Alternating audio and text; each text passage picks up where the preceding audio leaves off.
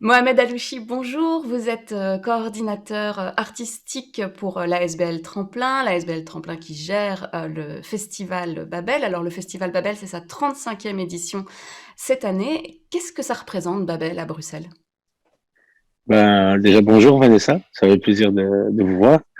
Le Festival Babel, pour moi, c'est mes premières expériences théâtrales.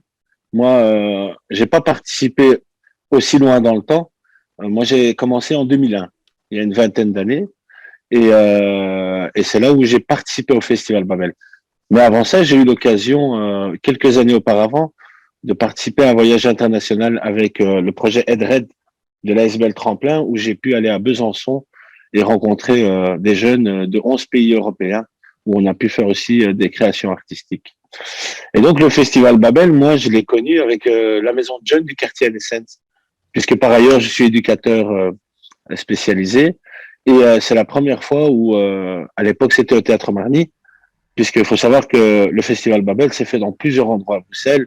Récemment, Jacques Franck, cette fois-ci à la Tour à Plomb, ça a été au Hall de Scarbeck, au Théâtre Marny. Donc, c'est un festival qui a vraiment une longue expérience et qui a visité beaucoup de lieux. Et donc, c'était la possibilité de rencontrer des jeunes de tout Bruxelles et parfois même d'ailleurs. Et des jeunes qui étaient venus d'écoles, d'associations, d'organisations et d'institutions complètement différentes, avec des chanteurs-chanteuses, danseurs-danseuses, musiciens-musiciennes et comédiens-comédiennes. Et donc, c'était voilà la possibilité de s'exprimer artistiquement, mais surtout rencontrer l'autre. Alors là, pour cette exposition, ce sont 120 jeunes qui ont travaillé dessus. Ces jeunes, ils ont quel âge d'abord? Et puis ils viennent de quel coin de Bruxelles? Je pense que un des plus jeunes chez nous a 11 ans. Et la tranche d'âge, généralement, c'est autour des 13-18 ans. Donc voilà, il y en a parfois qui sont légèrement plus âgés, mais on peut dire la tranche 10-20 ans. Et alors, ils nous viennent, par exemple, de l'école Gatti-de-Gamon ou bien d'une ASBL Caria qui se trouve dans les Marolles. On a des maisons de jeunes, comme la maison de jeunes d'Oderghem, celle de Waterloo, MJU, ou bien celle d'Anessence. Donc voilà, c'est vraiment des écoles, des assos et pas mal, on va dire, de gens qui font du travail de terrain, du travail d'accompagnement de jeunes. C'est important pour vous, ça, justement, la rencontre de jeunes de quartiers totalement différents, parce que vous parlez de Waterloo et d'Annesens, ce sont deux mondes qui se croisent en principe jamais. Effectivement, c'est la première raison pour laquelle je participe au Festival Babel, parce que pour moi, je suis d'abord un acteur du terrain avant d'être un artiste. Et pour moi, le principe de rencontre construit notre société du vivre ensemble. Et donc, c'est très, très chouette de pouvoir rencontrer ces jeunes. Et s'il n'y a pas ce genre d'infrastructure pour le permettre, c'est compliqué, surtout dans cette période, de rencontrer les autres. Et là, vous avez décidé de refaire en fait cette exposition qui était l'exposition qui était prévue l'année dernière, c'est ça? Pour tout vous dire, le Festival Babel, c'est un spectacle vivant. Donc, c'est vraiment un spectacle avec une mise en scène et des prestations live. Ce spectacle était prévu pour avril 2020 et il a été annulé avec le confinement du mois de mars que tout le monde connaît. Donc, après de longues réunions, il a été décidé de le reporter à avril de l'année suivante, sans savoir que ce serait encore interdit de jouer. Et donc, vers le mois de février de cette année 2021, il y a eu une réunion pour savoir, tiens, est-ce qu'on allait faire quelque chose en ligne, une forme de plateforme artistique où les gens pouvaient aller dessus. Et vraiment, à l'unanimité, on a dit non. Et le spectacle s'est transformé en une expo spectacle. C'est important de le dire parce que c'est pas une expo où on se promène à sa guise.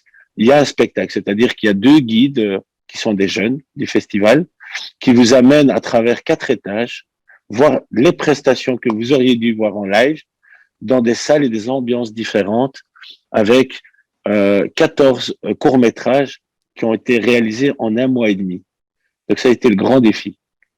Donc en fait, c'est via ces courts-métrages, ce qui est déjà un art en soi, qu'on va voir, de la danse, du théâtre, c'est ça?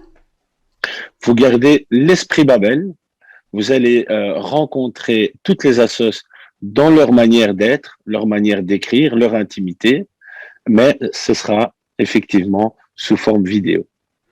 Alors vous avez choisi les années 90, pourquoi ce thème? Bon alors, OK, c'était mieux, le monde d'avant, mais c'était mieux le monde, des années 90? Ben, sincèrement, il faut réfléchir en termes de génération.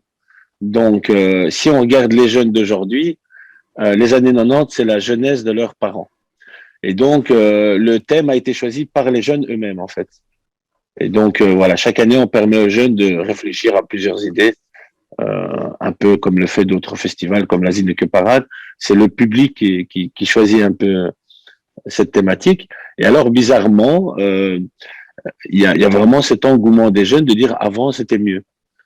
En même temps, le Covid leur tombe en dessus. Je pense qu'ils n'ont pas pris beaucoup de temps à réfléchir sur qu'est-ce qui était mieux ou pas. Oui, c'est sûr qu'on est tous d'accord que c'était mieux en 2019 que maintenant. Et dans les années 90, il y a aussi des appareils qu'ils ne connaissent pas. Donc là aussi, c'est une rencontre entre les générations, en plus d'être une rencontre entre les milieux sociaux.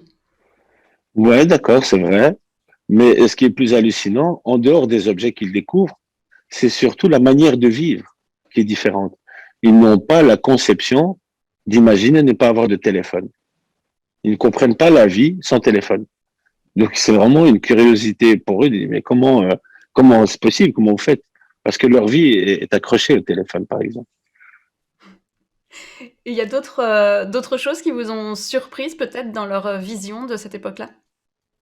Ben, je pense que le public, ce qui va l'intéresser fortement, c'est vraiment une découverte assez large de la vision de ces jeunes, parce que on pourrait s'attendre, voilà, à des souvenirs, mais il y a aussi de l'hommage.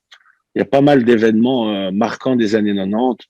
On parle du génocide au Rwanda, on parle de la marche blanche pour Julie et Mélissa. Donc c'est vraiment, on passe d'émotions complètement différentes entre des scènes beaucoup plus drôles, d'autres beaucoup plus poétiques, et puis des vidéos un peu plus poignantes.